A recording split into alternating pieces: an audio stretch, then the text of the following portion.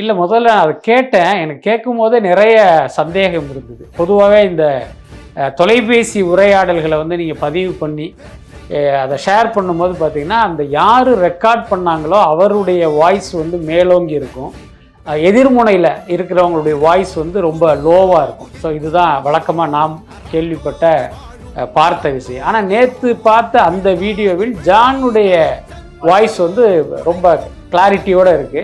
அதே நேரம் இந்த எதிராளியுடைய குரல் பார்த்தீங்கன்னா எங்கேயுமே இல்லை. ஸோ அப்போ இது வந்து பதிவு செய்யப்பட்டு ரொம்ப கவனமாக அதை எடிட் பண்ணி இதை வந்து அவங்க சமூக ஊடகங்களில் முக்கியமாக அந்த தொலைக்காட்சி நிறுவனத்துக்கு கொடுத்துருப்பாங்க அப்படின்ட்டு தான் நான் நினைக்கிறேன். அப்போ இவர் யாரோடு இந்த உரையாடல் நிகழ்த்தினார் அப்படிங்கிறது தான் முதல் கேள்வி. மாநாட்டுக்கு முன்னாடி எடுக்கப்பட்ட ஆடியோ நினைக்கிறேன். ஆமாம், இப்போ அண்ணா யூனிவர்சிட்டியில் யார் அந்த சாருங்கிற மாதிரி இந்த விவகாரத்திலும் கூட நமக்கு இருக்கிற கேள்வி வந்து யார் அந்த சார் இதை பதிவு பண்ணது அப்படிங்கிறது. அதுக்கடுத்து இவர் விஜய்க்கு எதிராக இந்த வேலையை பண்ணியிருக்காரா, இல்லை ஜான ஆரோக்கியசாமியை விஜயிடம் இருந்து அகற்றுவதற்காக இப்படி ஒரு வேலையை பண்ணியிருக்காரா அப்படிங்கிறதுலாம் நிறைய கேள்விகள் இருக்கு. அதுக்கப்புறம் பார்த்தீங்கன்னா நான் இதுவரைக்கும் பார்த்த வகையில் ஜான ஆரோக்கியசாமிக்கும் புஷி ஆனந்துக்கும் பார்த்தீங்கன்னா ஒரு நல்ல நட்பும் புரிதலும் ஒருவர் மீது ஒரு பரஸ்பர மரியாதையும் கொண்டிருப்பதாகத்தான் நான் நினச்சிக்கிட்டு இருக்கேன், நம்பிக்கிட்டு இருக்கேன். அதுக்கு நிறைய சம்பவங்கள்லாம் காரணமாக இருக்குது.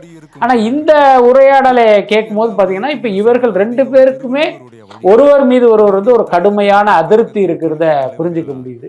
ஸோ இந்த மாதிரி பல அதிர்ச்சிகளை வந்து அந்த ஆடியோ பதிவு கொடுத்துருக்கு, அப்படிதான் சொல்லணும். சார், இந்த ஆடியோவை கேட்குறப்ப முதற்கட்டமா எனக்கு தோணுனது என்ன அப்படின்னா, கட்சி வந்து புஷி ஆனந்த் அவர்களோடது, அந்த கட்சியோட முகமா வந்து விஜயை பயன்படுத்திக்கிறாங்க அப்படின்றதான். நீங்க ஒரு மாவட்டத்துக்கு போகணும் அப்படின்னா ஆனந்த் சொல்லாம விஜயாலே உள்ளுக்குள்ள போக முடியாது, அந்த அளவுக்கு வந்து அவர் செல்வாக்கு மிக்கவரா இருக்கிறாரு.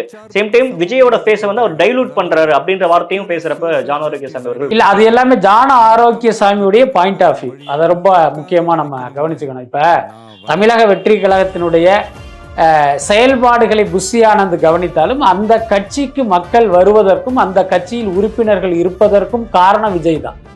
விஜய்க்காக தான் அந்த கட்சியிலேயே மக்கள் சேர்ந்திருக்காங்க. இப்ப அவங்க சொல்ற மாதிரி இத்தனை லட்சம் உறுப்பினர் அத்தனை லட்சம் உறுப்பினர் அப்படிங்கிறது விஜயின் முகத்துக்காக வந்தவர்கள் தான். நாளைக்கு தாவேகா தேர்தலில் போட்டியிடும் போது அந்த கட்சிக்கு யாரேனும் வாக்களித்தால் அதுவும் கூட விஜய்க்காகத்தான் வாக்களிப்பாங்களே தவிர புஷி ஆனந்துக்காக கிடையாது.